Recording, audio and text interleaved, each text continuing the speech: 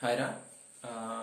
Before క్లాస్లో మనము supreme court న్యాయమూర్తులకు సంబంధించి అర్హతలు వాళ్ళ సంఖ్య, వాటిలో మార్పులు చేర్పులు చేయాలంటే పార్లమెంట్ ఏ విధంగా చేస్తుంది, ఈ అంశాల గురించి తెలుసుకున్నాం. అయితే ఈరోజు సుప్రీంకోర్టు న్యాయమూర్తులను ఎవరు నియమిస్తారు, ఎలా నియమిస్తారు అనే దాని గురించి ఒక 10 నిమిషాలు చూడాలా. ఎందుకంటే ఈ న్యాయమూర్తుల నియామకానికి సంబంధించి ఇక్కడ రాజ్యాంగంలో ఎటువంటి డైరెక్షన్ అనేది పర్ఫెక్ట్ గా లేదు. ఈ పర్ఫెక్ట్ గా డైరెక్షన్ లేకపోవడం వల్ల ఏం జరిగిందంటే, రెండు ప్రధాన వ్యవస్థలు భారతదేశంలో ఉన్న పార్లమెంట్ కి అలాగే సుప్రీంకోర్టుకి మధ్య వైవిధ్యం తలెత్తే పరిస్థితి, అంటే వ్యతిరేకంగా భావాలు తలెత్తే పరిస్థితి నెలకొల్లిందనమాట. అయితే ఒకసారి చూద్దాము అది ఏ విధంగా, ఎందుకు అలా వైవిధ్యం రావడానికి కారణం ఏంటి, అది మనం ఒకసారి ఒక 10 నిమిషాలు చూస్తే దీని గురించి వాళ్ళని నియమించేటప్పుడు ఏ విధంగా ఉంటది, ఎందుకు వైవిధ్యం రావడానికి కారణమైంది అనే దాని గురించి మనకి ఒక క్లారిటీ వస్తుంది. రాజ్యాంగంలో 124వ అధికరణలో సుప్రీంకోర్టు నిర్మాణం గురించి ఉంటుందని మనం ఆల్రెడీ డిస్కస్ చేసాం. అయితే ఇందులో వాళ్ళని నియమించేటప్పుడు ఏ విధంగా నియమిస్తారంటే, కేంద్ర కేబినెట్ సలహాను అనుసరించి రాష్ట్రపతి నియామకం చేస్తాడు. అంటే మనం రాష్ట్రపతి, దేశాధిపతిగా వ్యవహరించే రాష్ట్రపతి ఆ దేశ పరిపాలన చేసేటప్పుడు కేంద్ర కేబినెట్ యొక్క సలహాను అనుసరించి మాత్రమే చేయవలసి ఉంటది. ఓకేనా? అయితే ఇక్కడ కేంద్ర కేబినెట్ యొక్క సలహాలు అంటే ఏంటి? ప్రధానమంత్రి అధ్యక్షత నుండే మంత్రి మండలి, ఆ కేబినెట్ ఏదైతే ఉంటుందో ఆ కేబినెట్ ఒక లిస్ట్ ఇస్తుంది. ఆ లిస్ట్ లో ఎవరైతే ఉంటారో వాళ్ళని అనుసరించి సుప్రీంకోర్టు, హైకోర్టు న్యాయమూర్తులను రాష్ట్రపతి నియామకం చేస్తాడు. ఓకేనా? అయితే ఇక్కడ రాజ్యాంగంలో ఒక చిన్న అంశం రాశారు. ఏంటదంటే సంప్రదింపుల ప్రక్రియ అనంతరం. సంప్రదింపుల ప్రక్రియ అనంతరం అంటే ఏంటంటే, ఈ దేశానికి అత్యున్నత న్యాయస్థానమైన సుప్రీంకోర్టు న్యాయమూర్తులను అలాగే రాష్ట్రాలలో అత్యున్నత న్యాయస్థానమైన హైకోర్టులు ఏవైతే ఉంటాయో ఈ హైకోర్టులు, సుప్రీంకోర్టులో నువ్వు న్యాయమూర్తులను నియామకం చేసేటప్పుడు ఆ న్యాయ వ్యవస్థకు సంబంధించిన వారి యొక్క సామర్థ్యం గురించి, ఇదిగో నేను పలానా వ్యక్తి నియమిస్తున్నాను అని అంటే అతని యొక్క సామర్థ్యాలు, న్యాయ వ్యవస్థ యొక్క ఏ విధంగా ఉంటది అనేది అది అందరికీ తెలియదు కదా. కోర్టులో వాళ్ళు న్యాయమూర్తులుగా ఆల్రెడీ సుప్రీంకోర్టులో ఉన్న వాళ్ళకి ఒక ఐడియా ఉంటది. కాబట్టి వాళ్ళని కూడా మనం ఏదన్నా ఒక పెద్ద కార్యక్రమం చేసేటప్పుడు ఒక పెద్ద మనిషిని ఏ విధంగా అయితే ఒక మాట అడుగుతామో ఆ విధంగా సుప్రీంకోర్టు న్యాయమూర్తి అంటే వాళ్ళని కూడా ఒకసారి సంప్రదించి, అవసరాన్ని బట్టి హైకోర్టులో ఉన్న ప్రధాన న్యాయమూర్తులను కూడా సంప్రదించి తర్వాత నియామకం చేయమని ఒక చిన్న అంశం అందులో ఉంది. ఓకేనా? దానికి మనం పెట్టుకున్న పేరే కొలీజియం.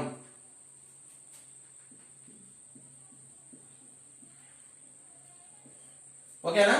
అంటే సుప్రీంకోర్టు, హైకోర్టు న్యాయమూర్తుల నియామకం చేసేటప్పుడు రాష్ట్రపతి నియామకం చేస్తాడు.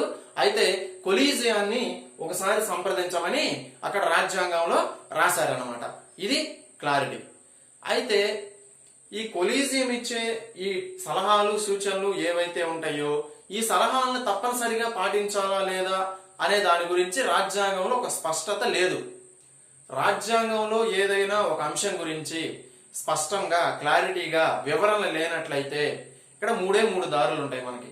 ఒకటి, పార్లమెంట్ చట్టమన్నా చేయాలి, లేదనుంటే పార్లమెంటు ఆ రాజ్యాంగాన్ని సవరణన్నా చేయాలి, లేదనుంటే సుప్రీంకోర్టు తీర్పైనా ఇవ్వాలి.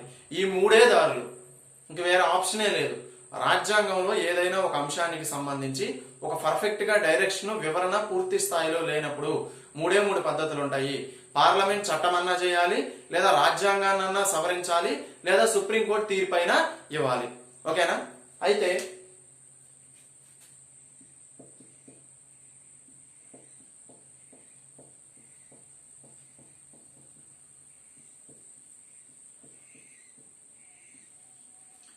SP Gupta versus union of ఇండియాకి వ్యాజ్యం జరుగుతుంది 1982లో.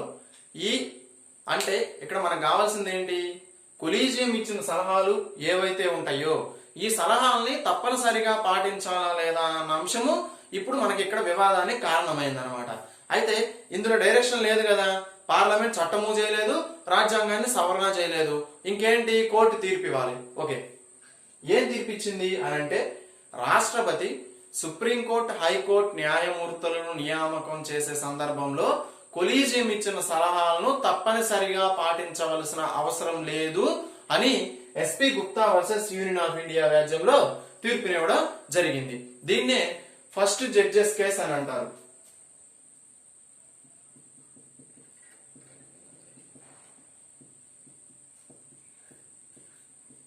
ఫస్ట్ జడ్జెస్ కేసు అంటారు. ఈ కేసులో ఇచ్చిన తీర్పు ఏంటి? రాష్ట్రపతి సుప్రీంకోర్టు హైకోర్టు న్యాయమూర్తులను నియామకం చేసే సందర్భంలో ఈ కొలీజియం ఇచ్చే ఇది డైరెక్షన్ ఏదైతే ఉంటుందో, ఈ సలహాలు ఏవైతే ఉంటాయో, వాళ్ళు సూచించిన వాళ్ళ పేర్లు ఏవైతే ఉంటాయో వాటిని తప్పనిసరిగా పాటించవలసిన అవసరం లేదని ఈ కేసులో తీర్పు ఇవ్వడం జరిగింది సుప్రీంకోర్టు. ఓకేనా? తర్వాత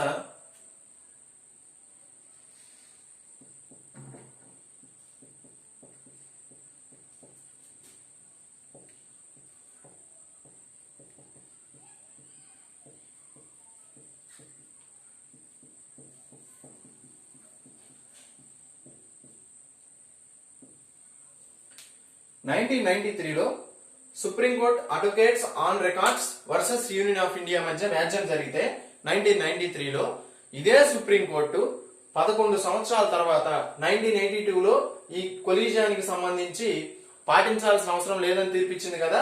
ఇక్కడ తానిచ్చిన తీర్పుని తానే కొట్టివేసుకొని కొత్త తీర్పిచ్చింది. ఏంటి అని అంటే, రాష్ట్రపతి సుప్రీంకోర్టు హైకోర్టు న్యాయమూర్తులకు సంబంధించి నియామకం చేసేటప్పుడు కొలీజియం ఇచ్చే సలహాలు సూచనలు ఏవైతే ఉంటాయో వాటిని పాటించాలి, అంటే దాన్ని ఖచ్చితంగా సలహాలను తీసుకోవాలి అని చెప్పింది అనమాట.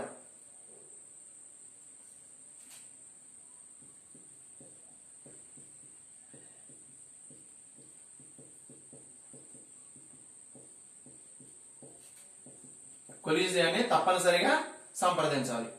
ఇక్కడ చూడండి, first judges case SP Gupta versus union of ఇండియాకి మధ్య వ్యాజ్యం జరిగినప్పుడు ఏం చెప్పింది? రాష్ట్రపతి సుప్రీంకోర్టు హైకోర్టు న్యాయమూర్తులను నియామకం చేసే సందర్భంలో కొలీజియం ఇచ్చిన సలహాలను సూచనలను తప్పనిసరిగా పాటించాల్సిన అవసరం లేదు, అంటే కొలీజియాన్ని సంప్రదించాల్సిన అవసరం కూడా లేదు అన్నట్టు తీర్పిచ్చింది. ఇక్కడ supreme court advocates on records versus union of India వ్యాజ్యంలో తానిచ్చిన తీర్పును తానే ముందలిచ్చిన తీర్పు తప్పు అని చెప్పేసి తప్పనిసరిగా కొలీజియాన్ని సంప్రదించాలి అని తీర్పునివ్వడం జరిగింది. దీన్ని సెకండ్ జడ్జెస్ కేసు అని అంటారు.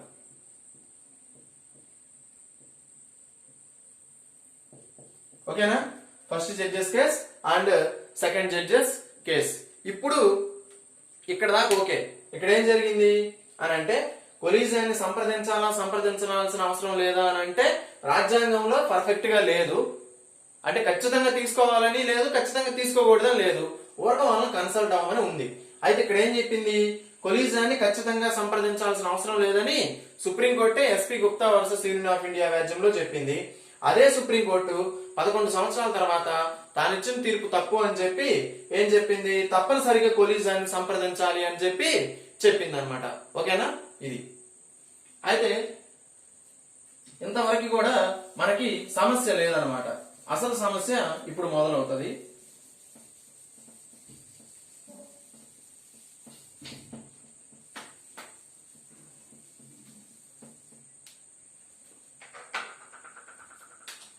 అయితే 1998లో కేఆర్ నారాయణ్ మన రాష్ట్రపతిగా ఉన్నాడు.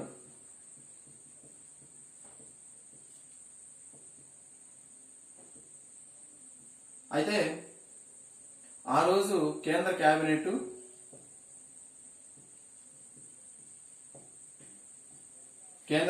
ఒక సలహా ఇచ్చింది.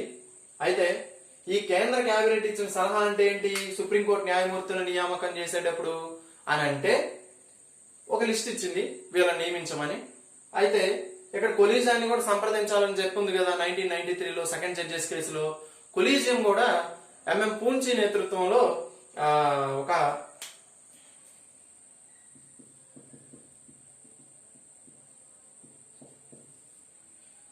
ఆ రోజు సుప్రీంకోర్టు ప్రధాన న్యాయమూర్తి నేతృత్వంలో ఒక ఇవ్వడం జరిగింది. వీళ్ళు ఇచ్చిన లిస్ట్ కి, ఇక్కడ కేబినెట్ ఇచ్చిన లిస్ట్ కి, కొలీజియం ఇచ్చిన లిస్ట్ కి పొంతం లేదనమాట. అంటే ఏంటి అంటే, వీళ్ళు కొన్ని పేర్లు సూచించారు, ఇక్కడ కొలీజియం కొన్ని పేర్లు సూచించడం జరిగింది. అయితే రాష్ట్రపతి తన విధిని నిర్వర్తించేటప్పుడు కేంద్ర కేబినెట్ ఇచ్చిన సలహాను అనుసరించి మాత్రమే తన విధులను నిర్వర్తించవలసి ఉంటది. అప్పుడు ఈయనకి ఒక డౌట్ వచ్చింది కేఆర్ నారాయణకి. కొలీజియం ఇచ్చిన లిస్ట్ కి అలాగే ఇక్కడ ఈ కేంద్ర కేబినెట్ ఇచ్చిన లిస్ట్ కి సంబంధం లేదు కాబట్టి ఈయన సుప్రీంకోర్టు యొక్క న్యాయ సలహాని అడిగాడు. అంటే ఏమని అంటే కేంద్ర కేబినెట్ ఇచ్చిన దాన్ని నేను ఫాలో అవ్వాలా లేదని ఉంటే కొలీజియాన్ని ఫాలో అవ్వాలా, అసలు కొలీజియం వ్యవస్థ అంటే ఏంటి, కొలీజియంలో ఎవరెవరు ఉంటారు, అంటే సుప్రీంకోర్టు ప్రధాన న్యాయమూర్తి ఒక్కరే ఉంటారా లేదని ఉంటే ఇంకెవరన్నా న్యాయమూర్తులు ఉంటారా, కొలీజియం అంటే ఏంటి అని మాకు చెప్పమని ఈయన కేఆర్ నారాయణ్ అడగడం జరిగింది. అప్పుడు 1999లో 9 మంది న్యాయమూర్తులతో కూడుకున్న సుప్రీంకోర్టు ఫుల్ బెంచ్ ఇచ్చిన తీర్పు ఏంటి అని అంటే కొలీజియాన్ని ఫస్ట్ డిస్క్రైబ్ చేసింది. ఏ విధంగా ఉంటది కొలీజియం సిస్టమ్ అంటే, సుప్రీంకోర్టులో న్యాయమూర్తుల నియామకం చేసేటప్పుడు కొలీజియంలో ఉండే మెంబర్స్ చెప్తున్నాను. సుప్రీంకోర్టులో న్యాయమూర్తులను నియామకం చేసేటప్పుడు కొలీజియంలో ఉండవలసిన మెంబర్ సంఖ్య: చీఫ్ జస్టిస్ ఆఫ్ ఇండియా ఒక ప్రధాన న్యాయమూర్తి, తరువాత 9 ఇతర న్యాయమూర్తులు ఉంటారు. ఆ 9 ఇతర న్యాయమూర్తుల్లో కూడా సీనియర్ న్యాయమూర్తి అంటే తర్వాత కాబోయే సిజేఐ ఎవరైతే ఉంటారో ఆయన మస్ట్ అండ్ షుడ్ గా తప్పనిసరిగా ఉండాలి. అంటే సుప్రీంకోర్టు న్యాయమూర్తులను నియమించేటప్పుడు 5 సంఖ్య, ఒక ప్రధాన న్యాయమూర్తితో కాబట్టి ఒక ప్రధాన న్యాయమూర్తితో పాటు 9 ఇతర న్యాయమూర్తులు ఉంటారు. ఆ 9 ఇతర న్యాయమూర్తుల్లో కూడా సీనియర్ న్యాయమూర్తి అంటే తర్వాత కాబోయే చీఫ్ జస్టిస్ ఆఫ్ ఇండియా తప్పనిసరిగా ఉండాలి. అలాగే హైకోర్టు న్యాయమూర్తులకు సంబంధించి నియామకం చేసేటప్పుడు సిజేఐతో పాటు 2 ఇతర న్యాయమూర్తులు ఉంటారు. ఇక్కడ సిజేఐతో పాటు 4. అంటే సుప్రీంకోర్టు న్యాయమూర్తులు నియామకం చేసేటప్పుడు 5 కొలీజియంలో సభ్యుల సంఖ్య, ఒక ప్రధాన న్యాయమూర్తి, 4 ఇతర సీనియర్ న్యాయమూర్తులు. ఇక్కడ ఒక ప్రధాన న్యాయమూర్తితో పాటు 2 సీనియర్ న్యాయమూర్తులు ఉంటారు. ఏంటిది సుప్రీంకోర్టు హైకోర్టు న్యాయమూర్తులు నియామకం చేసేటప్పుడు కొలీజియంలో ఉండే మెంబర్స్ అన్నమాట వీళ్ళు. అదే నువ్వు ఇప్పుడు ఒక హైకోర్టులో ఉన్న న్యాయమూర్తిని వేరే హైకోర్టుకి నువ్వు ట్రాన్స్ఫర్ చేయాలనుకుంటున్నావు.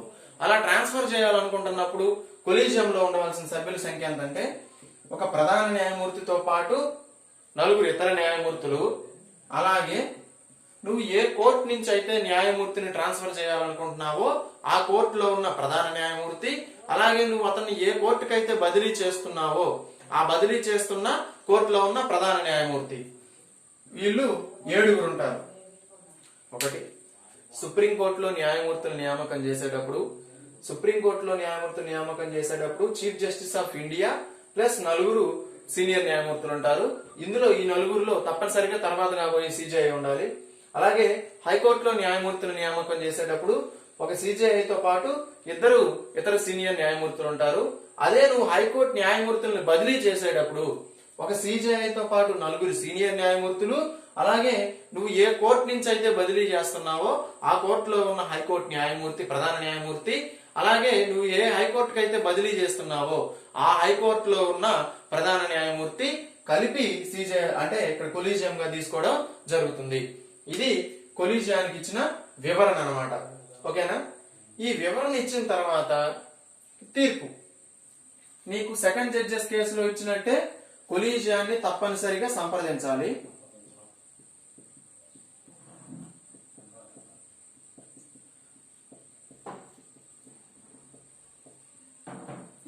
ఇంతటితో సమస్య లేదు. ఎందుకంటే నీకు సెకండ్ జడ్జెస్ కేసులో ఇచ్చింది కూడా ఇదే కదా తీర్పు. ఏంటని? కొలీజియాన్ని తప్పనిసరిగా సంప్రదించాలని ఇచ్చింది.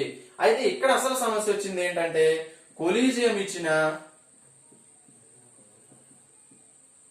ఆ తీర్పు ఏదైతే అంటే కొలీజియం సూచించిన దాన్నే తప్పనిసరిగా పాటించాలని ఇచ్చింది.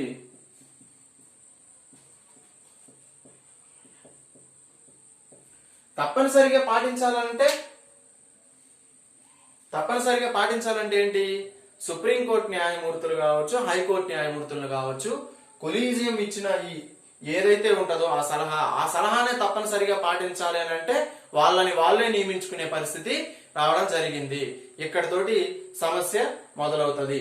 ఎందుకని అనంటే theory of separation of powers అని మాంటెస్క్యూ చెప్తాడు, పొలిటికల్ సైంటిస్ట్.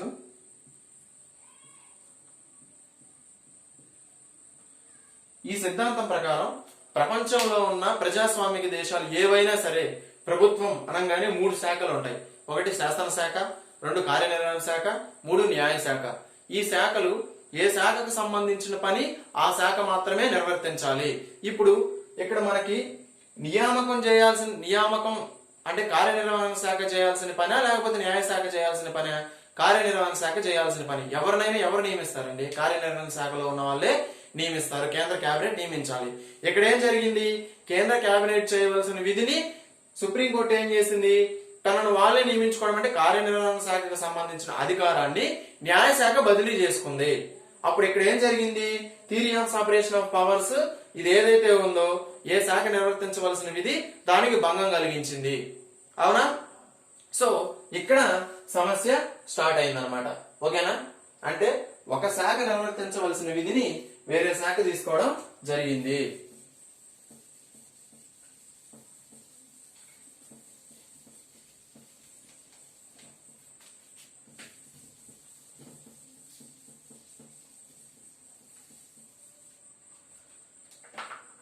అయితే ఈ తీర్పు కేఆర్ నారాయణ అడిగినప్పుడు 1999లో ఇవ్వడం జరిగింది. అటల్ బిహారీ వాజ్పేయి ప్రభుత్వం ఉన్నింది. ఇది అయిపోయిన తర్వాత 2004లో యూపీఏ ప్రభుత్వం మన్మోహన్ సింగ్ నేతృత్వంలో ఏర్పాటు చేయడం జరిగింది. వీళ్ళు ఏం చేయలేదు. 2009లో మాత్రం రెండోసారి యూపీఏ గవర్నమెంట్ అధికారంలోకి వచ్చిన తర్వాత మన్మోహన్ సింగ్ ఏం చేస్తాడంటే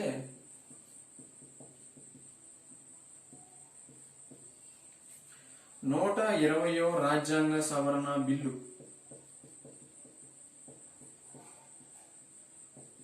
జేఏసీని ఏర్పాటు చేయాలని అనుకున్నాడు. ఇక్కడ ఒకటైంది. ఫస్ట్ కేంద్ర కేబినెట్ యొక్క సలహాను అనుసరించి రాష్ట్రపతి సుప్రీంకోర్టు హైకోర్టు న్యాయమూర్తులు నియామకం చేస్తాడు. అలా చేసే సిచ్యువేషన్ లో ఒక పెద్ద తరహాలో ఒక పెద్ద నిర్ణయం తీసుకునేటప్పుడు సుప్రీంకోర్టు న్యాయమూర్తులు హైకోర్టు న్యాయమూర్తులు నియమించేటప్పుడు ఒక పెద్ద తరహాలో నిర్ణయం తీసుకునేటప్పుడు ఆ సుప్రీంకోర్టులో ఉన్న న్యాయమూర్తుల సలహాలు సూచనలు అవసరాన్ని బట్టి తీసుకోమని రాజ్యాంగంలో రాశారు. అది ఖచ్చితంగా తీసుకోవాలా, మ్యాండేటరీనా, ఆప్షనలా అనే వివరణ అందులో లేదు. లేనప్పుడు ఏదైనా ఒక అంశాన్ని ఏం చేయాలి? పార్లమెంట్ చట్టమన్నా చేయాలి, లేదా రాజ్యాంగాన్ని సవరించాలి, లేదా సుప్రీంకోర్టు తీర్పు ఇవ్వాలి. ఇక్కడ పార్లమెంట్ చట్టము చేయలేదు, రాజ్యాంగాన్ని సవరించలేదు. కాబట్టి సుప్రీంకోర్టు ఏం చేసింది? SP Gupta versus union of India మధ్య జరిగిన వ్యాజ్యంలో 1982లో తప్పనిసరిగా కొలీజియాన్ని సంప్రదించాల్సిన అవసరం ఏమీ లేదు అని చెప్పింది. అదే సుప్రీంకోర్టు ఏం చేసింది? మళ్ళీ 11 సంవత్సరాల తర్వాత 1993లో కొలీజియాన్ని తప్పనిసరిగా సంప్రదించాలి అని చెప్పింది. ఇలా ఎందుకు వైవిధ్యమైన తీర్పులు ఇచ్చింది అని అంటే అక్కడ సరైన డైరెక్షన్ లేదు కాబట్టి ఇచ్చింది. ఓకే, ఇప్పుడు మళ్ళీ కేఆర్ నారాయణ కేసులో ఏం చెప్పింది? సలహా ఏమిచ్చిందంటే వాళ్ళు కొలీజియాన్ని తప్పనిసరిగా సంప్రదించాలి. కొలీజియాన్ని సంప్రదించడమే కాదు, వాళ్ళు ఏదైతే సలహా ఇస్తారో ఆ సలహాని తప్పనిసరిగా పాటించాలని చెప్పింది. తప్పనిసరిగా పాటించాలని అంటే ఏంటి? ఇప్పుడు కొలీజియం సుప్రీంకోర్టులో ఏర్పాటు చేయబడి కొలీజియం ఒక సలహా ఇస్తుంది వీళ్ళు నియమించమని. వాళ్ళు నియమించమని ఇచ్చినప్పుడు తప్పనిసరిగా పాటించాలంటే ఇంక వాళ్ళనే నువ్వు నియామకం చేయాలి. అంటే వాళ్ళను వాళ్ళే నియమించుకునే పరిస్థితి ఏర్పడింది అనమాట. అయితే ఇక్కడ వీళ్ళకున్న ఆప్షన్ ఏంటి? కేంద్ర కేబినెట్ కి పార్లమెంట్ కు ఉన్న ఆప్షన్ ఏంటి? ఒక చట్టం అన్నా చేయాలి, లేదనంటే రాజ్యాంగాన్ని సవరించాలి. ఇది సుప్రీంకోర్టు అనేది హైకోర్టులు అనేవి సమైక్య వ్యవస్థకు సంబంధించిన అంశాలు కాబట్టి నీకు ఖచ్చితంగా రాజ్యాంగాన్ని సవరించవలసి ఉంటది. ఓకేనా? అయితే ఆ రాజ్యాంగాన్ని సవరించడం కోసం మన్మోహన్ సింగ్ ఏం చేశాడంటే 120వ రాజ్యాంగ సవరణ బిల్లుని జడ్జెస్ అపాయింట్మెంట్ కమిటీ, ఈ బిల్లు ఏదైతే ఉందో దీన్ని రాజ్యాంగ సవరణ చేయాలని చెప్పేసి పార్లమెంట్ లో ప్రవేశపెడతాడు. ఆ బిల్లు అనేది ఆమోదం పొందలేదు. అది అంతటితో ఆగిపోతుంది. దేనికి బదులుగా? ఈ జడ్జెస్ అపాయింట్మెంట్ కమిటీని కొలీజియం వ్యవస్థకు బదులుగా. ఓకేనా? అయితే 2014లో ఎన్డీఏ ప్రభుత్వం నరేంద్ర మోడీ నేతృత్వంలో అధికారంలోకి వస్తుంది. ఈయన వచ్చి రావడంతో ఈ బిల్లు 120వ రాజ్యాంగ సవరణ బిల్లు ఏదైతే ఉందో ఈ బిల్లును ఉపసంహరింపజేసి 121వ రాజ్యాంగ సవరణ బిల్లుగా ప్రవేశపెట్టి 99వ రాజ్యాంగ సవరణ చేసి, సవరణ వేరుగా ఉంటది, సవరణ బిల్లు వేరుగా ఉంటది. 99వ రాజ్యాంగ సవరణ 121వ రాజ్యాంగ సవరణ బిల్లు చేసి 2014లో లోక్సభలో 2/3 వంతు మెజారిటీ, రాజ్యసభలో 2/3 వంతు మెజారిటీ, తిరుగులేని మెజారిటీ తీసుకొని ఏకగ్రీవంగా ఎన్జేఏసీ ని ఏర్పాటు చేయడం జరిగింది. అంటే నేషనల్ జడ్జెస్ అపాయింట్మెంట్ కమిటీ ఏదైతే ఉందో దీన్ని ఏర్పాటు చేయడం జరిగింది. అయితే ఈ ఎన్జేఏసీ దేనికి బదులుగా? కొలీజియం వ్యవస్థకు బదులుగా. ఓకేనా? రాజ్యాంగాన్ని సవరించారు కదా, రాజ్యాంగాన్ని సవరించారు వీళ్ళ దగ్గర ఉన్న అవకాశాన్ని అనుసరించి. అయితే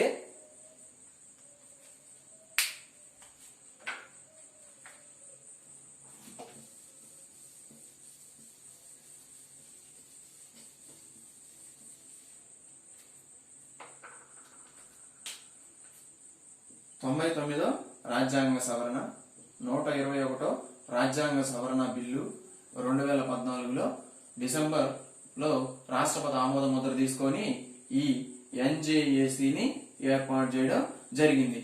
దేనికి? ఇది కొలీజియం వ్యవస్థకు బదులుగా. అయితే దీన్ని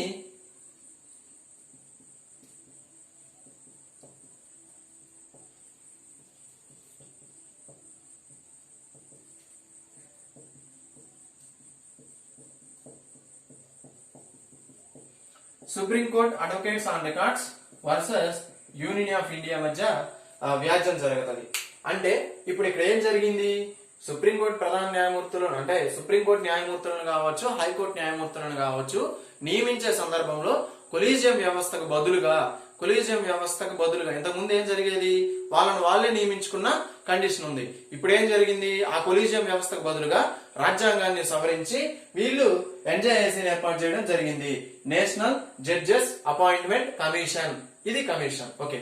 అయితే సుప్రీంకోర్టులో ఉన్న అడ్వకేట్స్ ఏం చేశారంటే, ఈ ఎన్జేఏసీ ఏదైతే ఉందో ఇది న్యాయ వ్యవస్థ యొక్క స్వతంత్ర ప్రతిపత్తికి భంగం కలిగించే విధంగా ఉంది అని చెప్పి కేసు ఫైల్ చేయడం జరిగింది court. Supreme court advocates on records versus union of India మధ్య ఇది వ్యాజ్యం అన్నమాట. ఏంటి వీళ్ళ వాదం? ఏంటి? ఈ ఎన్జేఏసీని పార్లమెంట్ ఏదైతే రాజ్యాంగాన్ని సవరించడం ద్వారా ఏర్పాటు చేయబడిందో ఈ ఎన్జేఏసీ వల్ల స్వతంత్ర ప్రతిపత్తి, న్యాయ వ్యవస్థకున్న స్వతంత్ర ప్రతిపత్తి ఏదైతే ఉందో అది దెబ్బతినే విధంగా ఉందని వీళ్ళ వాదన. అయితే ఈ కేసులో సుప్రీంకోర్టు ఇచ్చిన తీర్పు ఏంటంటే,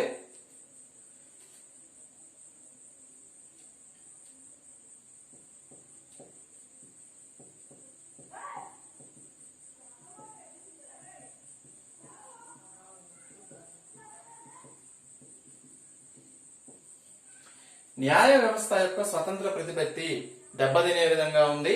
రాజ్యాంగ మౌలిక స్వరూప సిద్ధాంతం ఏదైతే ఉందో ఆ సిద్ధాంతానికి కూడా భంగం కలిగించే విధంగా ఉందని చెప్పేసి ఈ ఎన్జేఏసీ ఏదైతే ఉందో ఈ ఎన్జేఏసీని కొట్టివేయడం జరిగింది.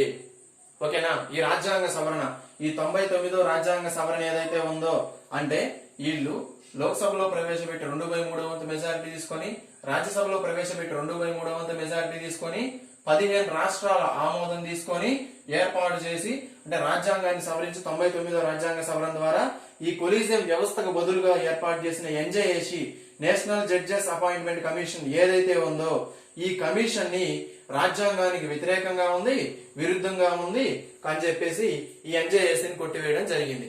అయితే మనం ఆలోచిద్దాం, ఎందుకని?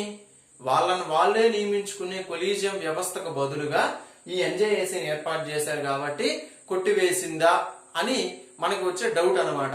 అంటే అయితే ఇప్పుడు మనం ఈ కొలీజియం వ్యవస్థలో ఉన్న సభ్యులు ఏంటి, దీనికి సంబంధించిన అంశం గురించి ఒక 2 నిమిషాలు డిస్కస్ చేసుకుంటే, వాళ్ళే నియమించుకునే అధికారం పోయింది కాబట్టి దీన్ని కొట్టేశారా ఏంటనేది మనకు ఒక క్లారిటీ వస్తుంది అన్నమాట.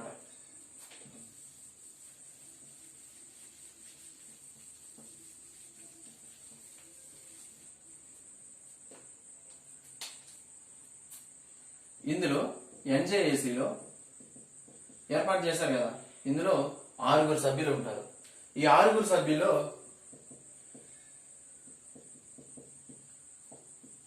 ముగ్గురేమో న్యాయస్థానానికి సంబంధించి సుప్రీంకోర్టుకి, చీఫ్ జస్టిస్ ఆఫ్ ఇండియా భారత సుప్రీంకోర్టు ప్రధాన న్యాయమూర్తితో పాటు 2 సీనియర్ న్యాయమూర్తులు ఉంటారు. అంటే ఇందులో కాబోయే సీజేఐ అంటే సీనియర్ న్యాయమూర్తి, తర్వాత అయ్యే సీజేఐ డెఫినెట్ గా ఉండాలి, ఇది విషయం. అయితే మిగిలిన ముగ్గురులో ఒకరు న్యాయశాఖ మంత్రి, ఇంకొక 2 సభ్యులు రాష్ట్రపతి దృష్టిలో న్యాయ కోవిదులై ఉండాలి. అంటే రాష్ట్రపతి దృష్టిలో మంచి న్యాయ కోవిదులు, న్యాయ నిపుణులు అయి ఉన్న వ్యక్తులని నియామకం చేస్తారు. అయితే వీళ్ళు ఏర్పాటు చేసేటప్పుడు పార్లమెంటు ఏ విధంగా ఏర్పాటు చేయడం జరిగింది?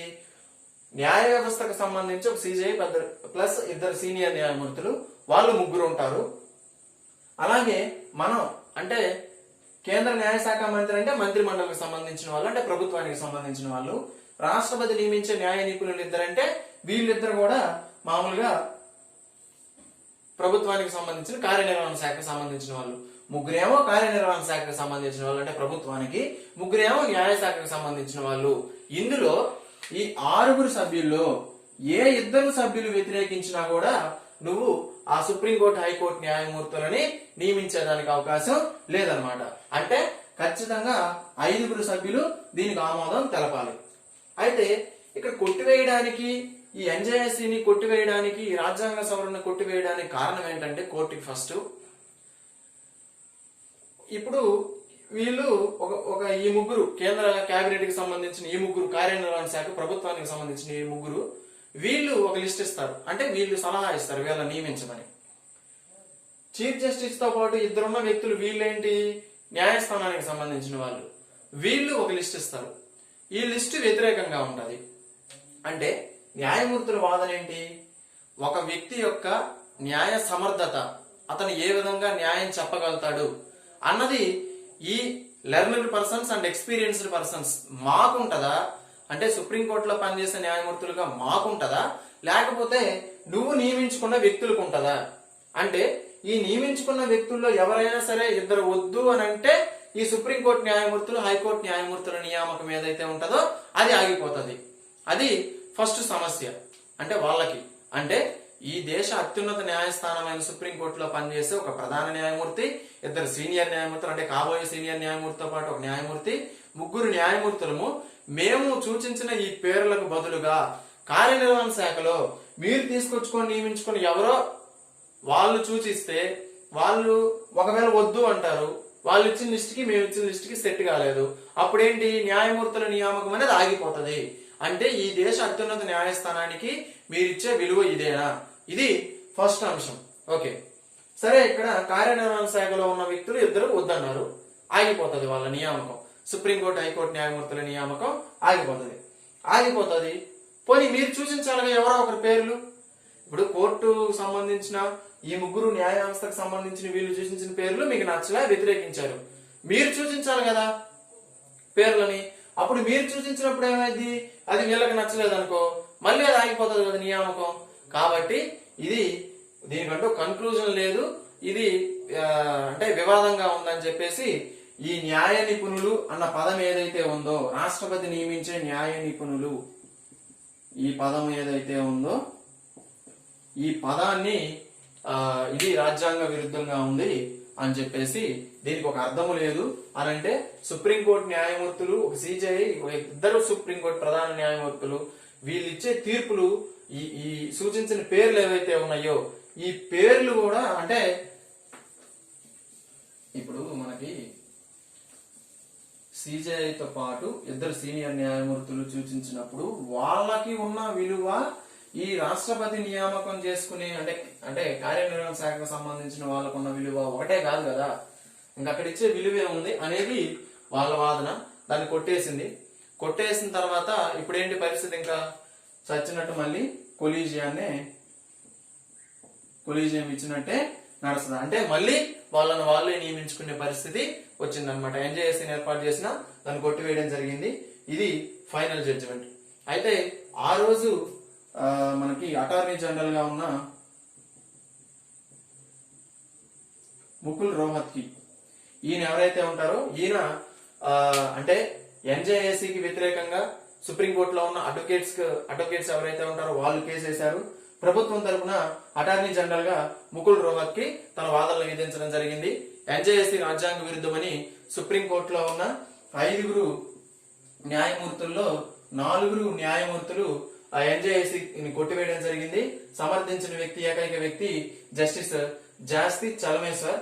అందులో ఉన్న 5 సభ్యులు కేఆర్ గాని, లోకార్ గాని, జోసెఫ్ గాని, లేదా ఆదర్శ్ కుమార్ గోయల్, అలాగే జస్టిస్ జాస్తి చలమేశ్వర్, వీళ్ళు 5 సభ్యులు, అందుకే ఈ పేర్లు రాశాను. ఇందులో వ్యతిరేకించిన వ్యక్తి, కొలీజియం వ్యవస్థను వ్యతిరేకించిన వ్యక్తి జస్టిస్ జాస్తి చలమేశ్వర్. ఓకేనా? అయితే ఇక్కడ మనకి కావాల్సిన అంశం ఏంటంటే, ఇక్కడ ముకుల్ రోహత్కి ఒక చిన్న అంశాన్ని రైజ్ చేస్తాడనమాట. అదేంటంటే, ఇప్పుడు కోర్ట్ అనేది మనకి తీర్పులు ఇచ్చేటప్పుడు సుప్రీం కోర్టులో ఒక బెంచ్ అని ఉండదు. ఎందుకంటే బెంచ్ అంటారు. సుప్రీం కోర్టు పనిచేసేటప్పుడు 4 దశల్లో పనిచేస్తుంది. ఏంటది అంటే, ఫస్ట్ దశ ఒకటి సింగిల్ బెంచ్, అంటే ఒకే జడ్జి ఉంటాడు, సింగిల్ జడ్జిమెంట్ అని అంటారు. 2 న్యాయమూర్తులు గాని ఉన్నట్లయితే ఆ 2 న్యాయమూర్తుల్ని డివిజనల్ బెంచ్ అంటారు. Divisional bench. 3 లేదా అంతకన్నా ఎక్కువ న్యాయమూర్తులుంటే ఫుల్ బెంచ్ అంటారు. దీన్ని ధర్మాసనం అంటారు తెలుగులో. బెంచ్ అంటే ఏం లేదు, ఫుల్ బెంచ్. ఓకేనా?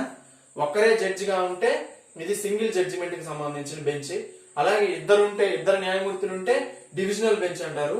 3 న్యాయమూర్తులు ఉంటే ఫుల్ బెంచ్, అంటే పెద్ద ధర్మాసనం అని అంటారు. 3 లేదా అంతకన్నా ఉంటే దాన్ని ఫుల్ బెంచ్ అంటారు. అయితే మనం అనుకుంటున్నట్టు సుప్రీంకోర్టు న్యాయమూర్తులు అంటే ఇప్పుడు చెప్పాం కదా, సంఖ్య ఎంతమంది?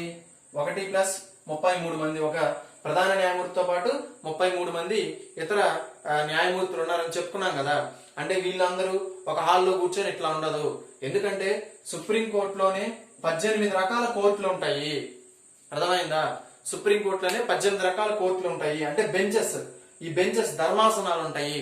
అంటే కేసులు తీవ్రతను బట్టి ప్రధాన న్యాయమూర్తి ఆ బెంచ్లను ఏర్పాటు చేయడం జరుగుతుంది.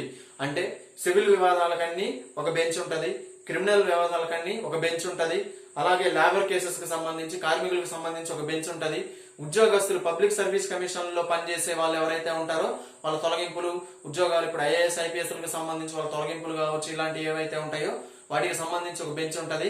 ఇలాంటి రాజ్యాంగంలో ఒక డైరెక్షన్ కు సంబంధించి, ఒక డైరెక్షన్ సరిగా లేదు, వివరణ సరిగా లేదు, ఇట్లాంటి రాజ్యాంగానికి సంబంధించిన అంశాలు ఏమన్నా ఉంటే వివాదాలుగా దానికి సంబంధించి ఒక బెంచ్ ఉంటది.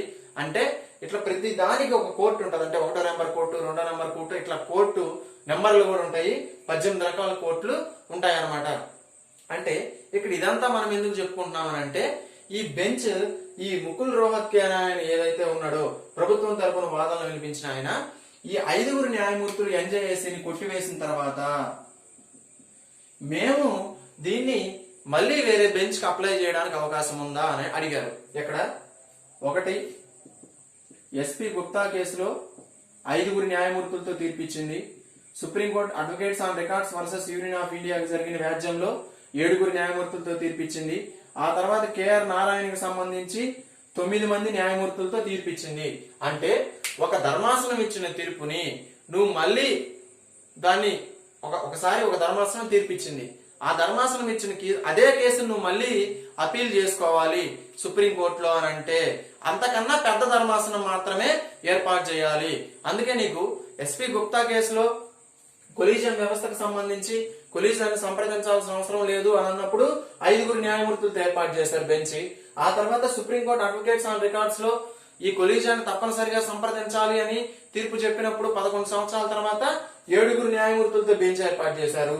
ఆ తర్వాత కేఆర్ నారాయణ రాష్ట్రపతి సలహాను అడిగినప్పుడు కొలీజియం వ్యవస్థ అంటే ఏందని ఆ కేసు తీర్పు చెప్పినప్పుడు 9 మంది న్యాయమూర్తులతో ఇవ్వడం జరిగింది.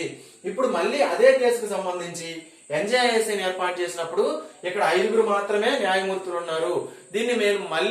దీన్ని సవాల్ చేయాలి, దీన్ని మళ్ళీ అప్లై చేయాలి అని అనుకుంటే ఇంతకన్నా పెద్ద ధర్మాసనానికి అప్లై చేసుకునే దానికి మాకు అవకాశం ఇస్తారా ఎవరా అని ఈ బెంచ్ ని అడిగినప్పుడు ఈ బెంచ్ నిర్మోహమాటంగా ఇదే ఫైనల్ జడ్జిమెంట్, దీన్ని మళ్ళీ మీరు వేరే బెంచ్ కి అప్లై చేయడానికి లేదు అని అడిగింది. అంటే వాళ్ళు ఏం లేదు అంటే, మేము నీకు న్యాయమూర్తుల్లా కనిపించట్లేదా, మేము ఇచ్చింది నీకు తీర్పులాగా అనిపించట్లేదా, నువ్వు మళ్ళీ దీన్ని పెద్ద బెంచ్ కి వేస్తానని అడుగుతున్నావా? కాదు, మేము ఏదైతే చెప్పామో అదే ఫైనల్. ఇంకా వాళ్ళు ఫైనల్ అని చెప్పిన తర్వాత సుప్రీంకోర్టు ఫైనల్ అంటే ఇంకా అది ఫైనలే, ఎవరేం చేసేది లేదు. ఇప్పుడు మళ్ళీ యాజ్ టీజ్ గా రాష్ట్రపతి నీకు సుప్రీంకోర్టు హైకోర్టు న్యాయమూర్తులు నియమించాలంటే కొలీజియం ఇచ్చిన సలహాలనే సంప్రదించడం కాదు, కొలీజియం ఇచ్చిన సలహాలను తప్పనిసరిగా పాటించే పరిస్థితి ఏర్పాటైంది. రీసెంట్ గా కేఎం జోసెఫ్ అని జోసెఫ్ ఎవరైతే ఉంటారో ఇతన్ని సుప్రీంకోర్టులో న్యాయమూర్తిగా నియమించాలని కొలీజియం సూచిస్తే ఫస్ట్ టైం రాష్ట్రపతి నియామకం చేయలేదు. మళ్ళీ రెండోసారి కొలీజియం రెఫర్ చేస్తే తప్పనిసరిగా రాష్ట్రపతి కేఎం జోసెఫ్ ని సుప్రీంకోర్టు న్యాయమూర్తిగా నియమించవలసిన పరిస్థితి ఏర్పాటైంది. ఇది ఒకటి. అంటే ఇక్కడ మనం అర్థం చేసుకోవాల్సిన అంశం ఏంటంటే రాష్ట్రపతి నియామకం చేసేటప్పుడు కేంద్ర కేబినెట్ యొక్క సలహాను అనుసరించి మాత్రమే చెయ్యాలి తన విధి నిర్వర్తనలో. బట్ ఇక్కడ ఏం చెప్పారు అని అంటే పెద్ద మనిషి తరహాలో వాళ్ళనే ఒకసారి కోర్టుకు సంబంధించిన ప్రధాన న్యాయమూర్తులను కూడా ఒకసారి అడిగి నియమించమన్నారు. అడిగి నియమించడం అనేది ఖచ్చితంగా చెయ్యాలా లేదంటే వాళ్ళు ఇచ్చిన సలహాలు పాటించాల్సిన అవసరం లేదా అనేది రాజ్యాంగంలో ఒక పర్ఫెక్ట్ గా వివరణ అనేది లేదు కాబట్టి సుప్రీంకోర్టు ఏం చేసిందంటే ఒకసారి ఏమో పాటించాల్సిన అవసరం లేదనింది, ఒకసారి ఏమో పాటించాలనింది, మూడోసారి తప్పనిసరిగా మేము ఇచ్చిన ఏవైతే ఉంటాయో అవి పాటించి తీరాలని చెప్పింది. అప్పుడు సంఘర్షణ మొదలైంది. దాన్ని ఆ కొలీజియం వ్యవస్థని రద్దు చేయడం కోసం పార్లమెంట్ 2014లో ఎన్జేఏసీని ఏర్పాటు చేసింది. అందులో న్యాయ నిపుణులు అనే పదానికి ఈ సరైన వివరణ లేదని చెప్పేసి ఇది రాజ్యాంగ విరుద్ధంగా ఉందని చెప్పేసి సుప్రీంకోర్టు ఈ ఎన్జేఏసీని కొట్టివేయడం జరిగింది. సో మళ్ళీ యాజ్ టీజ్ గా కొలీజియం ఇచ్చిన ఈ సిఫార్సులు ఏవైతే ఉంటాయో వాళ్ళనే సుప్రీంకోర్టు హైకోర్టు న్యాయమూర్తులుగా నియమించవలసిన పరిస్థితి వచ్చింది. ఇది ఇక్కడ ఎవరు నియమిస్తారంటే ఈజీ, రాష్ట్రపతి నియామకం చేస్తాడు. అంటే సుప్రీంకోర్టు న్యాయమూర్తులను కావచ్చు, హైకోర్టు న్యాయమూర్తులను కావచ్చు. బట్ ఎలా నియమిస్తారు అంటే ఇది ప్రొసీజరు. ఓకేనా? ఇది పార్లమెంట్ కి మరియు సుప్రీంకోర్టుకి మధ్య వచ్చిన వివాదం అన్నమాట. అంటే ఒక పర్ఫెక్ట్ డైరెక్షన్ అనేది రాజ్యాంగంలో లేనప్పుడు ఎలాంటి సమస్యలు పార్లమెంట్ కి న్యాయ వ్యవస్థకు మధ్య ఈ సంఘర్షణ అనేది కొన్ని అంశాల్లో సరైన డైరెక్షన్ లేని అంశాల్లో కొన్ని అంశాల్లో ఉంటది. ఓకేనా? ఇది దీనికి సంబంధించిన అంశం. అయితే వీడు క్వశ్చన్ ఎక్కడి నుంచి ఇస్తాడు అనేది మనం చెప్పేది కాదు. వాడు అధికారిని అడుగుతాడా, లేదనుంటే రాజ్యాంగ సవరణ ఎన్జేఏసీ గురించి అడుగుతాడా, లేదనుంటే ఈ న్యాయమూర్తులకు సంబంధించి అడుగుతాడా, లేదనుంటే ఈ కేసు ఫస్ట్ జడ్జెస్ కేసు గురించి, సెకండ్ జడ్జెస్ కేసు గురించి, కేఆర్ నారాయణ గురించి. అంటే వాడు క్వశ్చన్ అనేది ఎక్కడ అడుగుతాడు అనేది మనం కాదు. ఇది ఓవరాల్ గా మొత్తం కాన్సెప్ట్ అన్నమాట. సుప్రీంకోర్టు మరియు హైకోర్టు న్యాయమూర్తుల నియామకానికి సంబంధించిన అంశం ఇది. ఓకేనా? బాయ్.